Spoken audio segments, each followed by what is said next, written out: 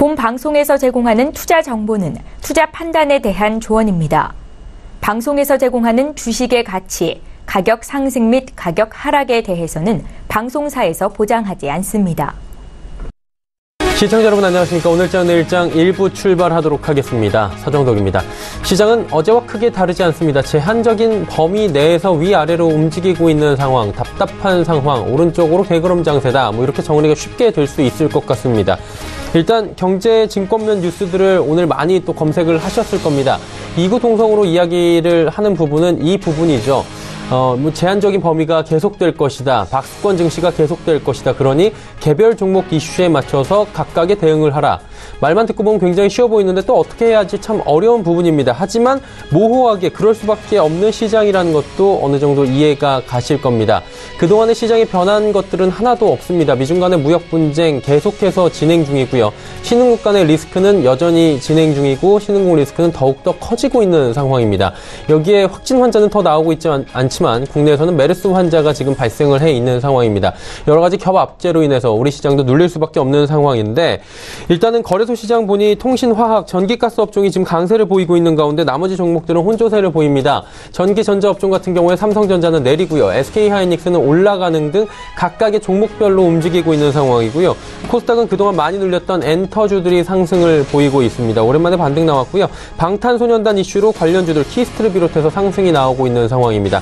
메르스 관련주들 일제히 어제 상한가 혹은 급등이 나왔었는데 장 후반에 좀 약한 모습을 보여줬었죠. 오늘은 일제히 내림세를 보이고 있습니다. 결국 시장은 어떤 한 이슈에 길게 가기보다는 발빠르게 움직이고 있고요. 쏠림 형상이 굉장히 가중되고 있는 상황입니다. 그러다 보니 서두에 말씀드렸다시피 발빠르게 개별 종목 이슈로 대응할 수밖에 없는 시장이다라고 정리가 될 것 같은데요. 오늘장 내일장에서 이 이슈들 그리고 개별 종목에 대한 하나하나의 이슈들까지 1, 2부에서 잡아가 보도록 하겠습니다. 헤드라인 뉴스부터 전해드리도록 하죠. 정부의 세수 호조세가 이어지고 있습니다. 올해 1월부터 7월까지 국세 수입은 190조 2천억 원으로 1년 전보다 21조 5천억 원 늘었고 세수 진도율은 1년 전보다 3.7%포인트 상승한 70.9%를 기록했습니다. 같은 기간 세목별로 보면 소득세가 51조 5천억 원이 거쳐 1년 전보다 6조 9천억 원이 늘었고 법인세는 지난해 같은 기간보다 7조 7천억 원 많은 42조 5천억 원이 들어왔습니다.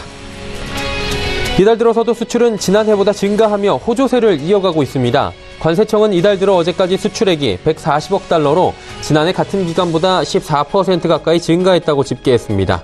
품목별로는 수출 증가를 견인하고 있는 반도체가 38% 늘었고 석유 제품 수출이 41%, 자동차가 24% 증가했습니다.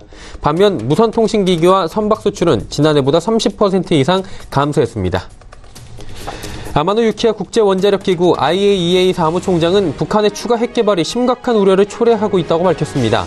아마노 총장은 오스트리아 빈에서 열린 정기이사회 개회 연설에서 이 북한이 핵 프로그램을 추가로 개발하고 있다며 이는 유엔 안보리 결의를 명백히 위반한 것으로 매우 유감스러운 일이라고 말했습니다.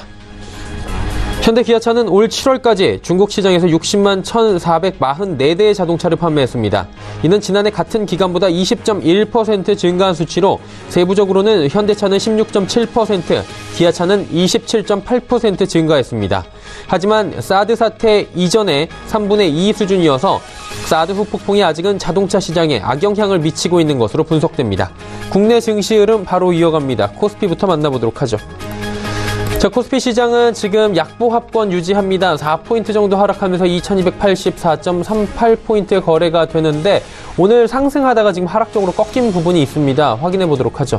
일중으로 보시면 장 초반에 2300포인트 향해서 달려가고 있었습니다. 2295포인트 출발은 괜찮았는데 이내 상승세가 시들해지면서 2275포인트대까지 정호경이 꺾여 내려왔습니다. 그리고 V자 모양 자체는 V자인데 반등이라고 말씀드리기 조금 애매한 수치고요. 일단은 저점 대비해서 한 10포인트 정도는 그래도 올라온 상황입니다. 2284, 2285포인트 부근에서 현재 움직이고 있는 상황입니다. 수급 주체 만나보도록 하죠. 오늘 개인만 삽니다. 개인이 1762억 원 순매수하고요. 기관 외국인 파는데 기관은 369억 원 소폭 매도합니다. 이 가운데 금융투자와 연기금사고 투신은 팝니다.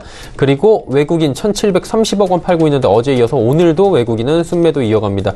매도 물량이 그리고 조금 많습니다. 자, 이제 시가총액 상위 종목들의 흐름 살펴볼 텐데 말씀드린 대로 삼성전자는 350원 소폭 하락하고 있고요. SK하이닉스는 반대로 소폭 상승합니다. 셀트리온도 0.55% 크진 않지만 상승 흐름 이어가고요. 삼성바이오로직스는 0.97% 상승 흐름 가져갑니다.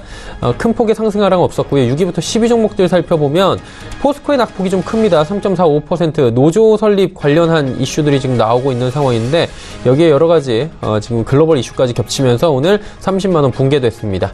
LG화학 그리고 현대차 하락하는데 현대차도 13만 원이 오늘 무너져 있는 상황입니다. 네이버와 삼성물산은 그나마 좀 버텨주고요. 다음 살펴보도록 하죠. 11위부터 15위 종목들입니다. 오늘 통신주 괜찮습니다. 그리고 전기가스 업종도 괜찮습니다. 한국전력, SK텔레콤 상승하고요. 신한지주, KB금융, 보합 혹은 상승권역입니다. 현대모비스 역시 운송장비 업종 오늘 어렵습니다. 22만 2천 원대까지 내려오면서 5천 원 조정받습니다. 다음 살펴보도록 하죠. 코스닥은 오히려 올라가고 있습니다. 0.33% 올라가고 있고요. 코스닥 역시 변동폭이 좀 있습니다. 제한적이지만 박스권 내에서 지금 자막은 0.5%라고 나오지만 한 3분 내로 지금 0.33%까지 조정이 나온 상황입니다. 자, 그렇다면 하루간의 흐름들 살펴보도록 하죠. 820선 향해서 달려가고 있고요. 장중에 터치도 했습니다. 하지만 820선 안착이 쉬워 보이진 않습니다. 820선에서 다시금 818포인트대까지 내려오고 있는 상황이고요. 수급 주체 확인해 보도록 하죠. 수급 주체 보시면 기관 외국인의 쌍끌이 매수입니다. 하지만 매수 강도가 강하진 않습니다. 외국인이 292억 원 사고요. 기관이 80억 원 사는 가운데 금융투자 팔고 투신, 연기금은 사고 있는 상황입니다. 연기금은 소폭이지만 양시장 오랜만에 모두 매수에 들어왔습니다. 개인은 255억 원. 일단 상승하는 장에서는 개인은 매도 포지션 오늘도 잡고 있습니다. 시총 상위주들입니다. 셀트리온 헬스케어 1.09% 올라가고요. 어제 하락하던 셀트리온 관련주들 오늘 일제히 상승하는데 상승폭이 크진 않습니다. CJENM 23만 원대 초반까지 밀려 내려왔었는데 오늘은 반등이 나오면서 24만 8천 원대까지 올라왔고요. 신라젠, 보합, HLB, 포스코캠텍 각각 0.34, 1.33%씩 하락하고 있습니다. 다음 살펴보도록 하죠. 메디톡스 어제 상승하는가 싶더니 오늘 또 하락하면서 70만원 내줬습니다. 나노스 오늘 급락 나옵니다. 말 그대로 급락입니다. 17.97% 정말 큰 폭의 하락이 현재 나오고 있는데 최근 나노스를 좀 들여다보신 분들은 아시겠지만 상승할 땐 10%가 넘게 올라가고요. 하락할 때도 10%가 넘게 빠지는 정말 급등과 급락을 이어가는 종목이기 때문에 접근하실 때는 유의가 좀 필요해 보입니다. 바이로메드 소폭 상승하고요. 스튜디오 드래곤 오랜만에 3%대의 강세를 보입니다. 펄어비스 오늘 조정 나옵니다. 다음 살펴보도록 하죠. 셀트리온 제약 약보합권 전환됐고요. 코오롱 티슈진 2거래일 연속 하락합니다. 43,800원대 거래되고요. 카카오멜론은 아직까지 합병 관계로 거래 정지 상황이고요. 제넥신 보합, 컴투스 강보합권에서 움직입니다. 원달러 환율의 흐름 짚어볼 텐데 오늘은 하락하네요. 1125원 60전에 거래가 되면서 원화 강세가 오랜만에 나타나고 있는 상황입니다. 금일본 방송에서 제공해드리는 정보는 투자 판단에 대한 조언일 뿐입니다. 해당 주식의 가치와 수익률을 보장해드리지 않는다는 점 참고해 주시길 바랍니다.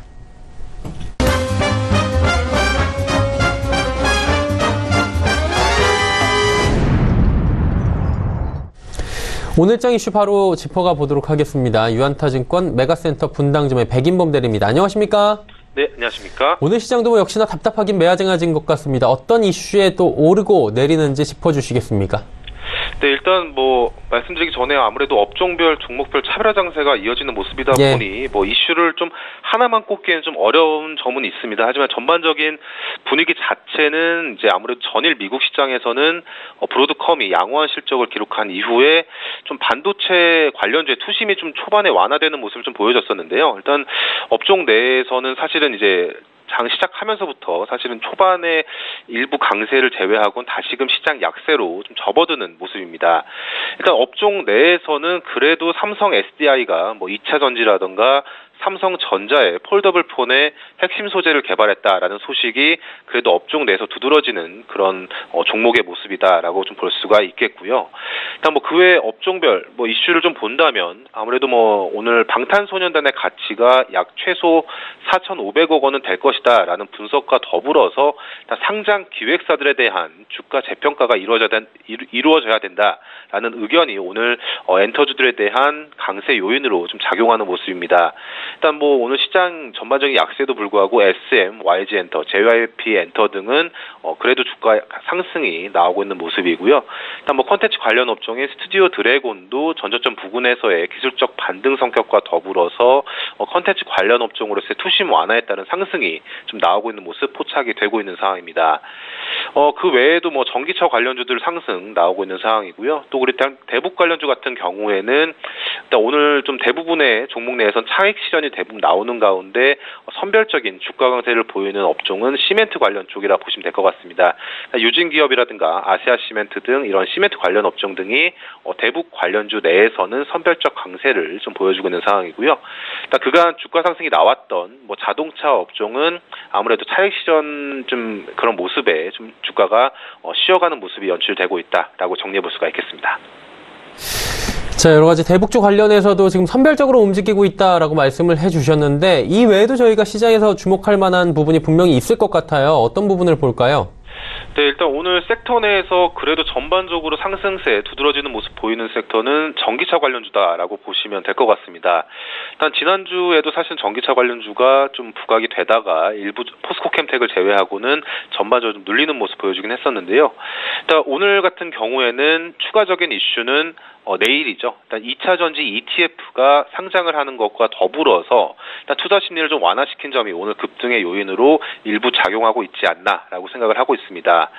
일단 뭐 국내 최초로 2차 전지 테마 ETF가 코덱스와 타이거 ETF 이 두 종이 상장을 하는데요. 즉 2차 전지 밸류체인에 속한 기업들에 대해서 투자가 들어간다라는 것인데 결국은 일단 종목 수급적으로 기대감을 가져볼 수 있을 만한 점이다라고 보시면 될 것 같습니다. 또 그 외에도 뭐 시장 자체가 일단 성장하고 있는 상황이기 때문에 뭐 여러 번 들으셔서 지겨우실지 모르겠지만 일단 글로벌 비중 차지하고 있는 전기차 판매량만 하더라도 계속적으로 큰 폭으로 증가하고 있는 점과 더불어서 2차 전지 관련주 밸류체인들의 실적 성장세는 이어질 것이다라고 보여주고 있습니다.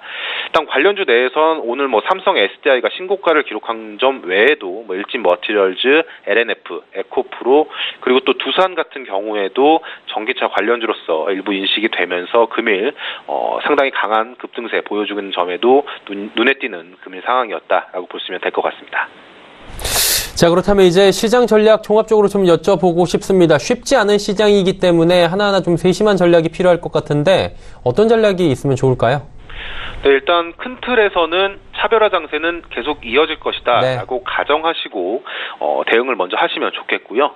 일단 방법론 중에 하나긴 하지만 일단 신고가 나는 종목과 신저가를 기록한 종목을 이원화해서 일단 신고가 나는 종목은 좀 눌림목 발생 시에 추세를 따라가는 전략 좀 일부 포트폴리오에 세워보시면 좋을 것 같고요. 신저가 종목은 하방지지 라인을 좀 정하시고 반등을 노리는 전략으로 신고가 종목과 신저가 종목을 좀 이원화해서 접근해보는 방안도 시장에 좀 고민해보시면 좋을 것 같습니다. 일단 종목 예를 들자면 신고가 나왔던 삼성 SDI 그리고 신저가가 나오고 있는 지금 하나케미칼 같은 모습을 좀 예로 들어볼 수가 있겠는데요. 일단 삼성 SDI 같은 경우 역사적 신고가와 더불어서 폴더블이라든가 배터리 관련 모멘텀이 지속적으로 가져볼 수 있는 종목이기 때문에 추세를 따라가는 전략 한번 고민해 볼 수가 있겠고요. 일단 오늘 하나케미칼 같은 모습에는 신저가 기록한 이후에 5%대 주가 하락을 나오면서 좀 좋지 못한 모습 보여주고 있는 상황이긴 하지만 일단 밸류에이션 정유 측면에서 감안했을 때 사실은 화학 업황에서 우려감이 계속적으로 선반영된 이후에 지금의 하락은 조금 과도하지 않을까라는 전략 한번 세워볼 수가 있을 것 같습니다. 그렇기 때문에 일단 하나케미칼 같은 경우에도 좀 신저가에서 반등이 나올 수 있는 그런 전략으로 한번 보시면 좋을 것 같고요. 일단 마지막으로 앞서 말씀드렸던 2차 전지 ETF 상장과 더불어서 일단 전기차 밸류체인 2차 전지 관련 업종에 대한 관심 두시면서 내일 시장 전략에 참고해보자는 의견 드리겠습니다. 네, 내일 시장에 간략하게 지켜볼 만한 업종들 추려서 말씀까지 해주셨습니다. 오늘 말씀 잘 들었습니다. 네, 감사합니다. 현타증권 메가센터 분당점의 백인범 대리와 함께했습니다. 이슈 칼럼 이어집니다.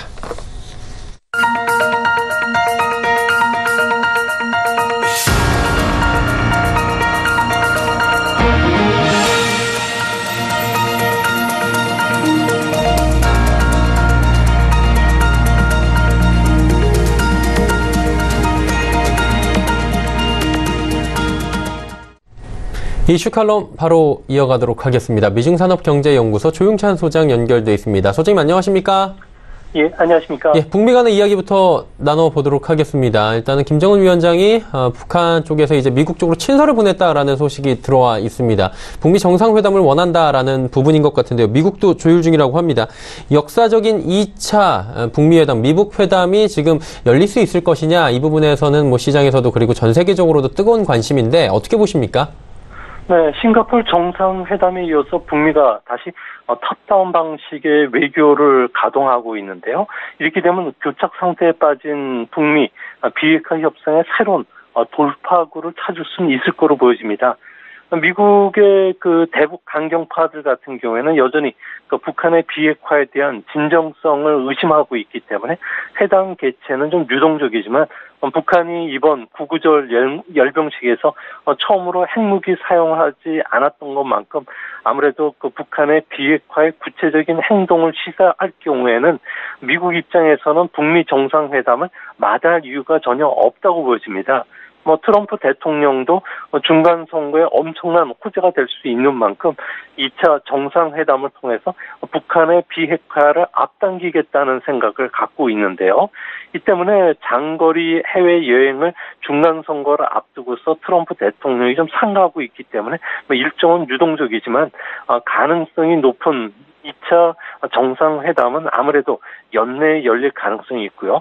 장소는 워싱턴 DC라든지 북한의 그 연락 대표부가 있는 뉴욕에서 열릴 가능성이 크지 않을까 보입니다.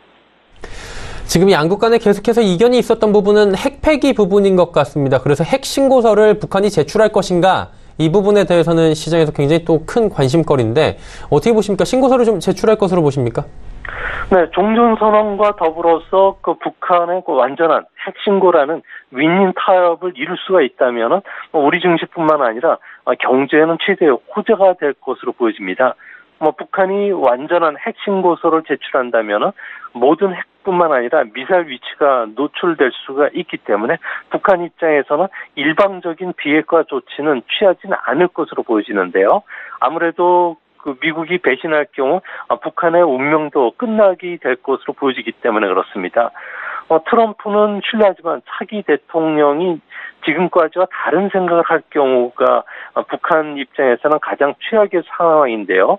이 때문에 핵신고서를 제출하기보다는 북한은 단계적 비핵화를 협상 과정 속에서도 계속 주장하지 않을까 보여집니다. 김 위원장 입장에서는 미국이 먼저 종전선언을 한다면은 비핵화의 길로 나가겠다는 의사를 계속 타진할 것으로 보여지고요. 또 북한 입장에서는 미국과의 협상이 깨져도 잃을 게 없기 때문에 좀 더 강경하게 나오지 않을까 보입니다. 북미 정상회담을 통해서 사실상 핵 보유국 지위를 인정받았기 때문에 2차 북미 정상회담에서는 단계적 비핵화, 경제적 보상, 제재 해제, 종전 선언을 맞바꾸려 할 것으로 보여진다는 점에서 막판 그 종전 미국과 북한의 그 정상회담을 앞두고서는 의대조율이 상당히 좀 난항을 겪지 않을까 보여집니다. 네. 그리고 이제 미중 간의 이야기도 한번 해봐야 될 것 같은데요. 계속해서 끝나지 않고 지금 무역 분쟁이 일어나고 있는 상황입니다. 2천억 달러 규모의 3차 관세 부과는 하지 않았는데 여기에 추가로 2,670억 달러의 관세 부과를 할 것이다. 이런 얘기까지 지금 나왔는데 이게 신냉전 시대가 오고 있다. 이런 얘기까지 나오고 있는데 계속해서 이렇게 좀 어렵게 진행이 될까요, 상황이? 네, 그 미국 입장에서는 중국이 두 손을 들고 나오지 않을 때까지는 쓰러질 때까지 무역 전쟁을 멈추지 않겠다는 생각을 가지고 있는데요. 아무래도 이런 강경 자세로 나오는 것은 중국의 급부상으로 미국의 패권이 위협받고 있다는 그 위기감이 나타난 것이 아닌가 보입니다. 미국 의회 같은 경우에도 중국이 거부 반응을 보이고 있는 대미 외국 그 투자위원회법이라고 해서 지적재산권을 훔치는 것을 막기 위한 법안이 있고요. 또 국방권한법이라고 해서 군대의 그 현대화뿐만 아니라 적극적 투자를 통해서 국제 질서를 뒤집는 행동에 대해서는 묵과하지 않겠다고 미국 의회가 법률을 통과시켰던 만큼 앞으로 중국과 관련해서는 무역 마찰뿐만 아니라 안보적인 측면에서 새로운 냉전 단계에 들어갈 가능성이 커지지 않을까 보여집니다. 미중 간의 무역 전쟁이 미국이 이제 압승하기 위해서 트럼프 대통령 같은 경우는 애플과 포드에 대해서 미국 내 공장 이전을 요구를 했고요. 앞으로는 동맹국들에게 중국 제조 2025라든지 우주 강국의 꿈을 무산시키기 위해서 핵심 부품의 수출 중단뿐만 아니라 마지막 순간에는 중국이 보유하고 있는 달러를 동결시킨다든지 중국에 대한 달러 공급을 막는 조치까지도 취해질 가능성이 있지 않을까 보여집니다. 미국의 반격할 중국의 효과적인 보복 카드가 현재는 없는 상황이기 때문에 냉전이 장기화될 확률이 그렇게 크지는 않지만 결국 양국의 체력에서 이번 무역 전쟁의 승부가 갈리지 않을까 보여집니다. 일단 체력에서 무역전쟁의 승부가 갈릴 것이다. 이 말은 좀 바꿔서 얘기하면 체력 빠질 때까지 싸울 확률이 있다라는 부분인데 그렇다면 강대강으로 체력 빠질 때까지 어떤 카드를 들고 양국 간은 지금 계속해서 대립을 하게 될까요? 네, 해외 경제 연구소들 같은 경우에는 미중 무역 전쟁과 관련해서 세 가지 시나리오로 흘러갈 것으로 보고 있는데요.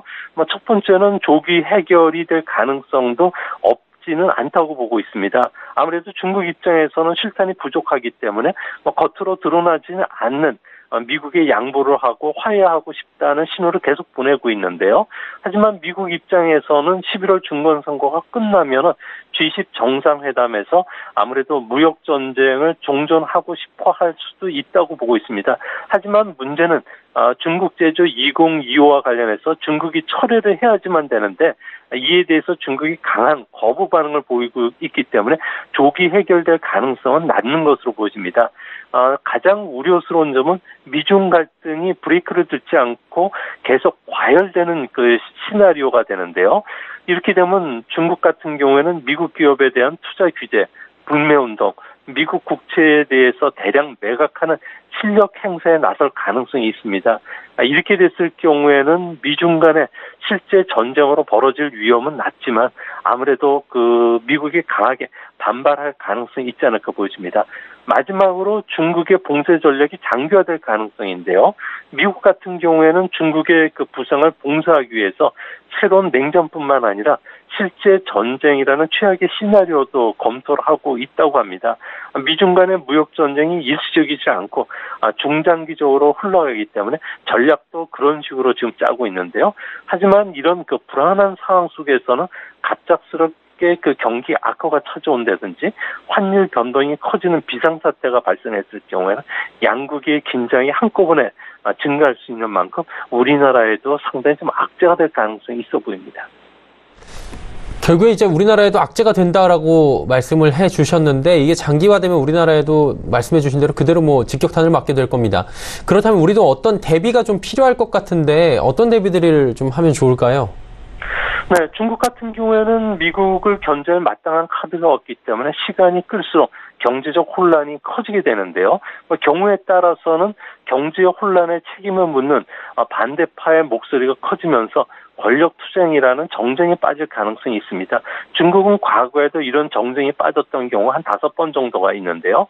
이때 보면은 반대 파벌과 교우 관계를 갖고 있던 자본가라든지 지식인들이 좀 투옥이 되기도 했고요. 또 권력층의 비호를 받아서 계속 성장했던 CEO들이 돌연 사퇴를 한다든지 자본과 지식인들이 해외 이주가 부쩍 늘어나는 현상들이 이렇게 일어나는데요. 이런 상황까지 몰리게 됐을 경우에는 중국 경제는 일본처럼 잃어버린 20년이 찾아올 가능성이 있습니다. 미중 관계가 악화된다면 중국은 미국의 강력한 동맹국인 우리나라나 일본에 대해서 경제나 정치적 협력을 강화하자는 제스처를 취할 가능성이 있는데요. 이렇게 되면 국내 여론들 같은 경우에도 중국 시장이 크고 매력적이기 때문에 중국 우호적으로 돌아설 가능성이 있습니다. 분명한 것은 앞으로 중국 시장은 지금처럼 매력적이지도 않고 위험이 높은 만큼 한중 관계 개선은 바람직하지만 동맹국인 미국의 대중국 견제 전략을 방해하거나 앞서가는 일은 가급적 피해야 되지 않을까 보여집니다. 한마디로 그 사이에서 외교를 잘 해야 된다. 그리고 중국에만 너무 의존하던 기존의 방식들은 조금은 이제 탈피해야 될 때가 됐다라고 말씀을 해 주셨습니다. 중국 상황을 조금 더 이제 여쭤보도록 하겠습니다. 중국 지수가 지금 심상치 않은 게 정책 지지선이라고 하던 2,700선이 지금 무너졌다 한때 뭐 이런 얘기들이 나와 있습니다. 여러 가지 노력들을 하고 있어요. 경기부양책이나 MSCI 지수 편입 등이 여러 가지 호재가 있었는데도 불구하고 2,700선도 한때 무너졌는데 이렇게 뭐 엇박자로 가는 이유가 있습니까? 아무래도 올해 들어서 그 상하이 종합주가지수 같은 경우는 뭐 19%, 선정거래지수 같은 건 25% 정도 빠졌는데요. 주요국 증시 가운데 가장 큰 폭의 하락을 기록했습니다. 아무래도 그 무역전쟁 와중에 중국 제조 2025와 관련된 기업들의 실적이 악화됐던 것이 뭐 거래량뿐만 아니라 거래 대금을 사상 최저 수준까지 떨어뜨렸던 원인이 됐던 것으로 보여지고요. 여기 시중 자금난으로 인해서 올해 들어 23개의 투자 운용사가 내놓은 공모펀드 중에서 18개가 모집에 실패를 했다 그럽니다. 이 때문에 수급 불균이 상당히 좀 심각한 상황으로 지금 빠져들고 있고요. 또 중국 정부 같은 경우에는 부실 채권을 정리하기 위한 디레버리징 작업에 들어간 데 이어서 부동산 투기를 억제하기 위해서 고급 주택, 다가구 그 주택 시장을 겨냥한 가격 규제를 담은 새로운 부동산법을 내년도부터 실시할 것이라는 루머가 돌면서 아무래도 증시의 투자 심리를 위축을 시키고 있습니다. 무역 전쟁 또 연준의 금리 인상, 다국적 기업들의 중국 내 생산 거점을 옮기는 이런 악재들이 계속 나오기 때문에 중국의 그 물과 관련해서는 좀 보수적인 자세로 접근하실 필요가 있지 않나 이렇게 보여집니다. 궁금한 건 중국 증시가 이제 그래도 언젠가 안정을 찾아갈 텐데 그 시점을 어렵지만 대략 어느 정도로 보고 계십니까? 네, 지금 현재 그 중국 A 증시의 그 연내 최저 수준까지 떨어짐에 따라서 900여 개 종목들이 사상 최저 주가까지 떨어졌다고 합니다. A 증시의 밸류에이션도 지금 사상 최저의 그 수준인 주가 수익 비율 14배 정도까지 떨어졌는데요. 미국의 다우지수가 20배, 나스닥이 55배인 점을 비교해 보면 장기적인 측면에서 상당히 좀 매수하기에는 적기가 아닌가 이렇게 보여집니다.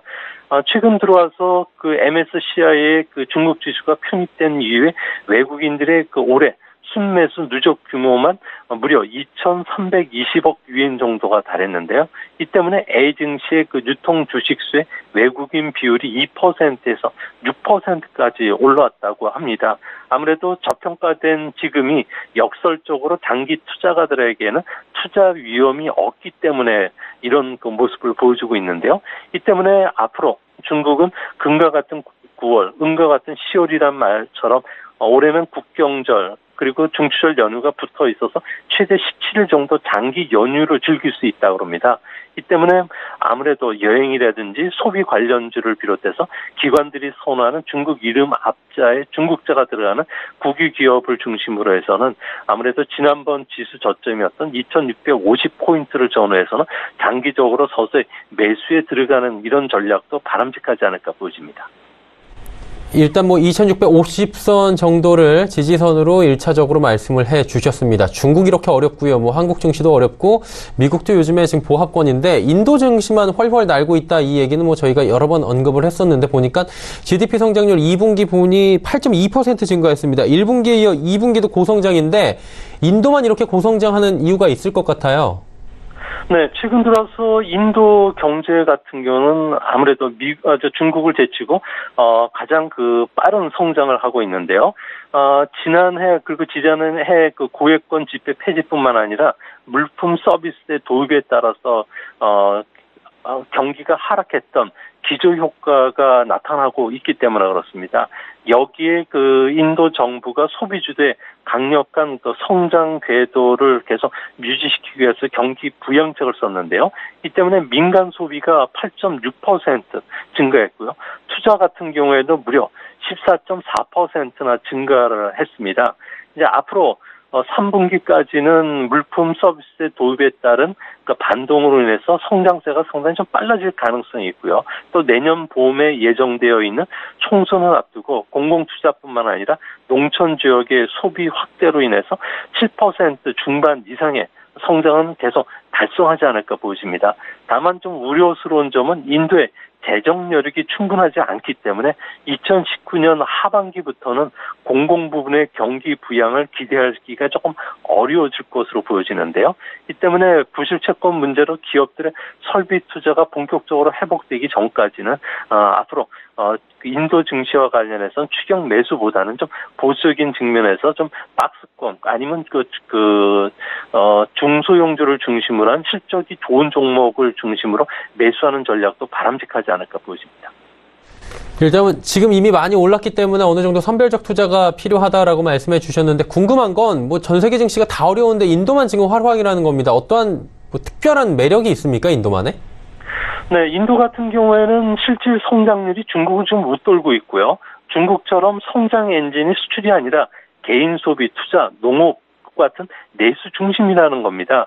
무역 전쟁으로 인해서 중국 경기가 하락하더라도 다른 시장에 비해서 덜 악영향을 받기 때문에 외국인들이 상당히 선호를 하고 있고요. 또 모디 총리의 경제 구조 개혁으로 인한 통증이 2016년서부터 2017년까지 찾아왔지만 이제는 많은 부분에서 회복이 되면서 아시아의 성장을 견인하는 국가는 인도라는 인상을 외국인들한테 심어주고 있기 때문에 그렇습니다.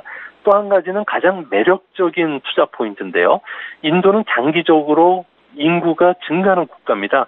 현재 13억 4천만 명 정도가 되면서 중국에 이어서 2위지만 2025년도에는 중국의 인구를 웃돌 것으로 보여진다는 점에서 내수 확대가 앞으로 계속이 진행될 수가 있습니다. 여기에 15세부터 65세 미만의 생산 가능 인구는 2040년까지 증가하기 때문에 중국 제조 공장이 인도로 속속 이전함에 따라서 국제 서프라이 체인망이 인도를 중심으로 재편될 가능성이 크다고 합니다. 앞으로 인도 같은 경우에도 외국인들의 자산 투자 배분이 계속 늘어나는 추세고요. 또 1인당 GDP도 계속 늘어난다는 점에서 내수 관련주인 인프라, 자동차, 가전과 같은 종목, 그리고 식품이나 생활용품뿐만 아니라 서비스 관련주에 대한 관심이 좀 가져주셔야 될 때가 아닌가 이렇게 보여집니다. 네, 북미 관계 그리고 미중 관계 그리고 인도 시장까지 하나하나 살펴봤습니다. 소장님 시간 관계상 오늘은 여기까지 듣도록 하겠습니다. 고맙습니다. 네, 감사합니다. 미중산업경제연구소 조용찬 소장과 함께했습니다. 오늘 장내일장 1부 함께 하셨습니다. 잠시 뒤 2부 예고해드리도록 하겠습니다. 오늘 장내일장 2부에서는 역시나 레벨업 트레이딩 타임 시간이 준비가 되어 있습니다. 다양한 종목 짚어보고요. 종목 상담까지 이어가는 알찬 시간 준비가 되어 있으니까요. 잠시 뒤 2부도 함께 해주시길 바랍니다. 고맙습니다.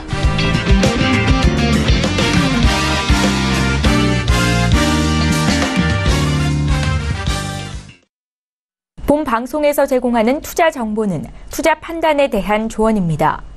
방송에서 제공하는 주식의 가치, 가격 상승 및 가격 하락에 대해서는 방송사에서 보장하지 않습니다.